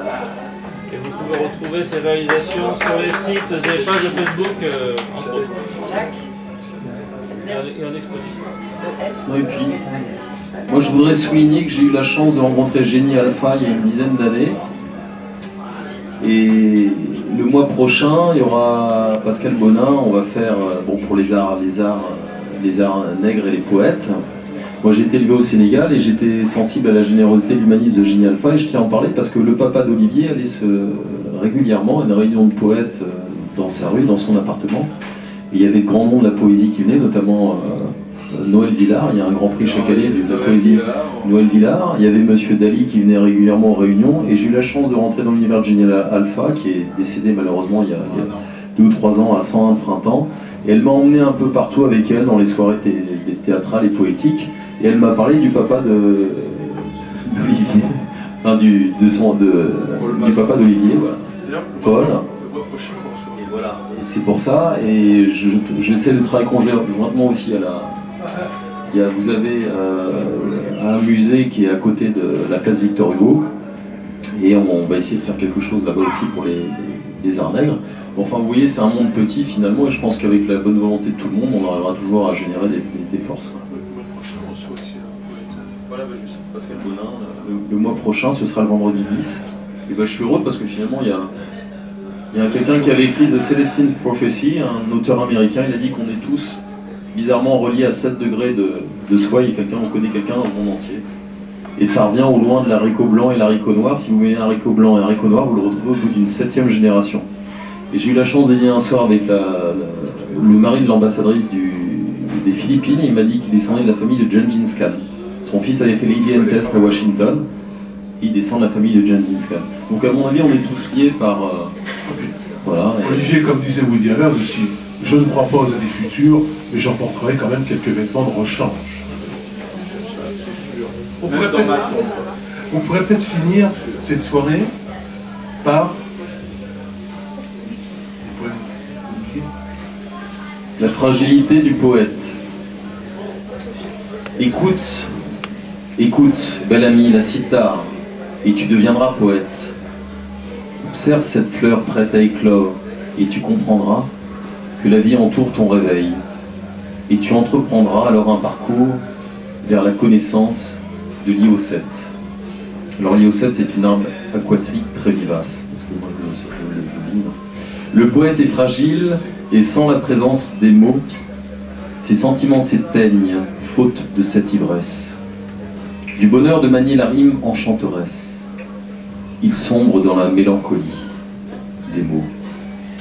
La poésie est une prière parfois provocatrice. Elle rejoint l'amour raisonné de l'imparfait, ce lancinant appel vers le désir parfait.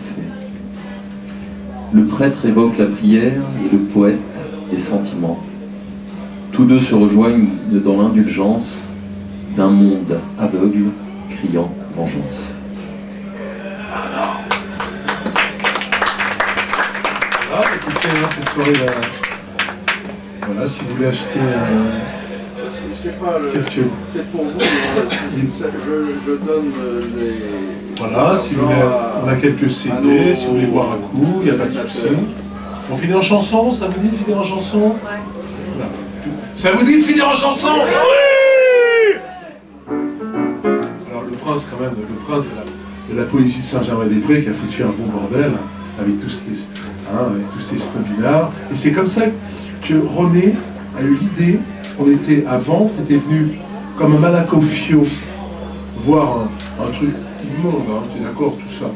Les gens assis à côté des autres, il y avait plus d'auteurs que de public. Parce que souvent, toi, les cultureux avec un cas, ils ont oublié qu'il vaut mieux jouer dans les petits cafés, etc., que de faire dans des salles fermées ou sans publicité où personne ne sait. Et j'avais joué cette petite chanson-là pour un peu... Tu vas m'aider à faire le refrain. Du prince des poètes vianesque, hein, Borisian. Hein, un petit Borisian, qu'est-ce que t'en penses, mon Olivier?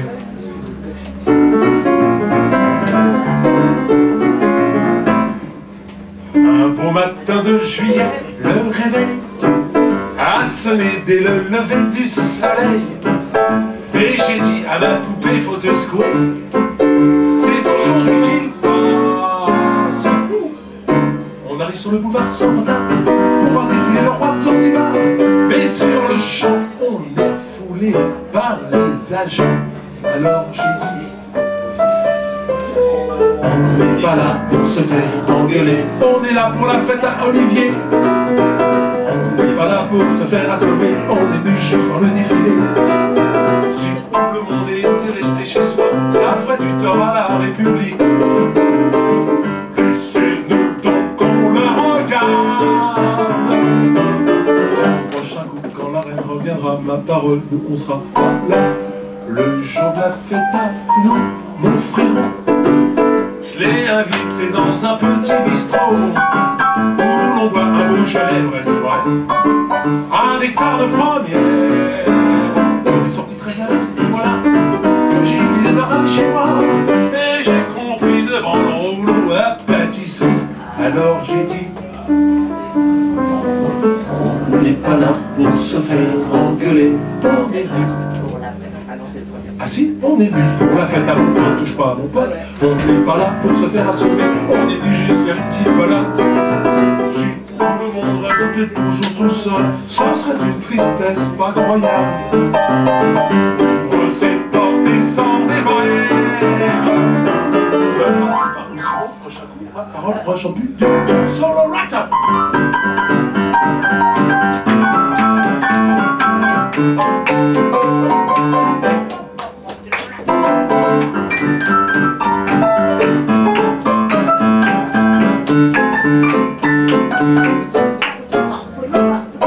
Ma femme a cogné si fort cette fois-là qu'on a trépassé le soir même et voilà. On se retrouve au paradis vers minuit dans le Monsieur Saint-Pierre. Il y avait quelques élus qui rentraient, mais c'est tout le s'approche qui chante. On est refoulé et Saint-Pierre se met à râler. Alors j'ai dit, on n'est pas là pour se faire engueuler, on est venu essayer l'Orient.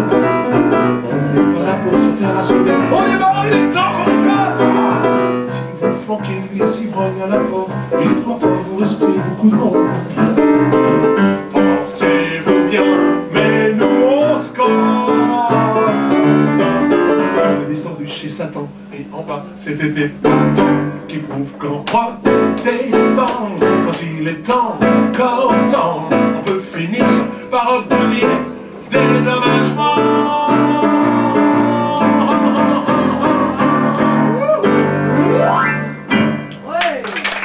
Merci à M.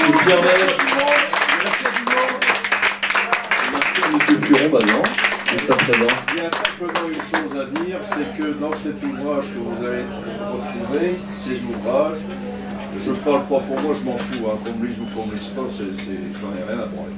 Le problème, simplement, c'est de vous dire que c'est un ouvrage particulier, que personne s'en rend compte. Il y a quelque chose qui vous fera comprendre les sentiments très forts que l'on peut avoir en amour avec quelqu'un en suivant les journées, en fonction des journées et en fonction du soir. Vous mettez à écrire et vous écrivez ce que vous pensez pour votre veille. C'est pour ça que cet ouvrage en réalité c'est un roman. C'est un roman d'un an, contrairement à ce que l'on pense, pour une femme qui est poétesse.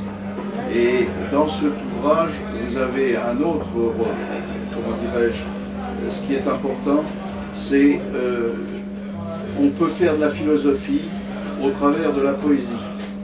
Et peu de personnes le savent et peu de poètes en font que les grands. Et j'ai écrit notamment un texte sur la parousie qui est très très intéressant parce que si vous le lisez, vous vous rendrez compte qu'en réalité je ne me suis pas trompé et j'ai écrit en 2010, donc, et même avant, je suis très fier parce que c'était le 29 avril 2010 et les emmerdements ont commencé en août 2010. Et c'est très très important. Vous avez aussi dans la boule de cristal ce que l'on voit pour l'avenir, cette poésie philosophique où il y a une réflexion, si tu veux, la prémonition, je sens quelque chose, je sens que c'est un monde, bon, tout le monde vous dit c'est une société nouvelle qui va s'ouvrir, etc. Mais personne n'est capable de dire qu'est-ce qui va se retrouver derrière. Il n'y avait que des gens comme André Malraux qui ont ressenti quelque chose et je suis parfaitement d'accord avec lui. Je vais beaucoup plus loin peut-être parce que j'ai vécu, j'en suis à 40 ans, ça fait pratiquement 40 ans pas 40 ans mais 30 ans que Malraux est décédé. Donc j'ai pas de mal d'être là-dedans un peu plus en avant que lui. Mais je peux vous dire que peut-être il y aura parmi vous un des jeunes poètes qui pourra s'exprimer également en nous faisant découvrir ce que va être l'avenir. Et l'avenir ne va pas être beau, je vous le dis. Mais, et la poésie, si vous ne vous battez pas pour la poésie, parce que tout le monde est capable de faire des vers militons, tout le monde est capable de parler des petites fleurs, etc. Mais il faut faire aussi de la poésie engagement, mais de la vraie poésie engagement. Vous voyez? C'est pas comment dirais-je, taper obligatoirement sur les uns et sur les autres, c'est simplement de faire des constats, d'apporter des commentaires et surtout de défendre les valeurs qui n'existent plus et de les remettre au bout du jour. Et ça, c'est en permanence, c'est une leçon. Et vous savez, c'est très très important. Voilà ce que j'avais à dire. Et je vous remercie en tout cas de m'avoir écouté. Je suis peut-être saignant parce que je suis devenu un peu révolutionnaire, comme je vous le disais, Léon Blois, comme dirais-je, même Raymond Queneau, parce qu'il n'était pas commode à la fin de sa vie. Et on en a marre des contes. Donc on en parle et je vous incite de parler des contes. Et pareil que moi, et de vous aventurer vers ce chemin qui est très très important, c'est de défendre la poésie française. Car ce n'est pas les Anglais qui parviendront. Voyez-vous, c'est pas les... tu veux le rester d'idée, hein, c'est... On peut rester dîner quand on veut, on ne va plus crever de faim. Ah oui, mais je vous signale tout à fait accidentellement que ce que je mets là-dedans est vu par plus de 10 000 personnes par mois.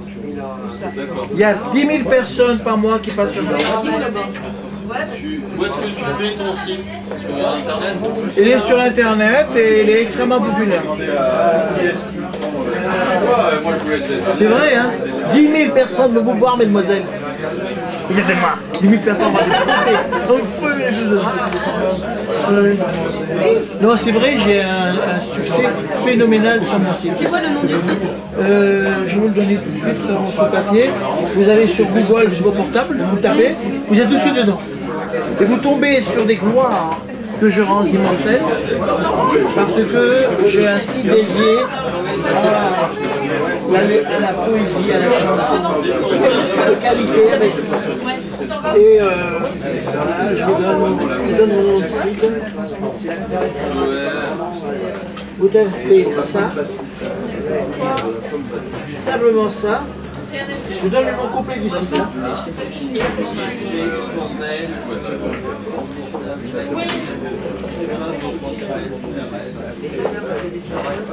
Tu habites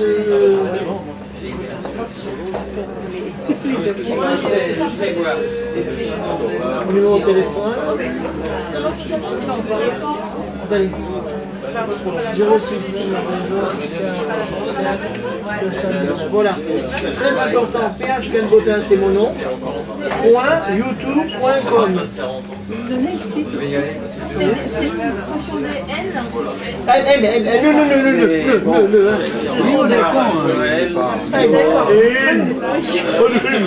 Merci.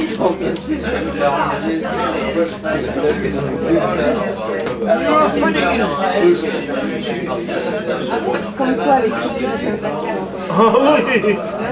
Eh oui! Alors ce site, il y a un succès phénoménal. À tel point que les gens veulent acheter son parce qu'il y a à peu près en 2 mois, en 2 mois et demi, il va dépasser les 100 000. Il y a une raison pour ça. Il y a une qualité de cœur. Ça aime. Je mets un numéro de téléphone, c'est bien, si vous pédalez dans la choucroute. 06 Pagnon chez lui, 14 si vous pédalez dans la choucroute, vous téléphonez, j'ai une grande machine à vous conserver. D'accord. Mais tapez PH Kenbotin sur Google directement, sans le reste, vous tombez dedans. Vous avez PH Kenbotin de Genève. Actuellement, je vais mettre encore une dizaine de personnes qui veulent être touchées. J'en ai à peu près une demande de 50 000. C'est pas grave, pour limiter, je fais payer 100 000. Au frais de mise. Elle paye quand même, hein? Oui, bah bien sûr. Merci. Ça va marcher de quel côté? Bien, Nicolas. Du côté Billard, mais Bernadette, c'est bon pour être.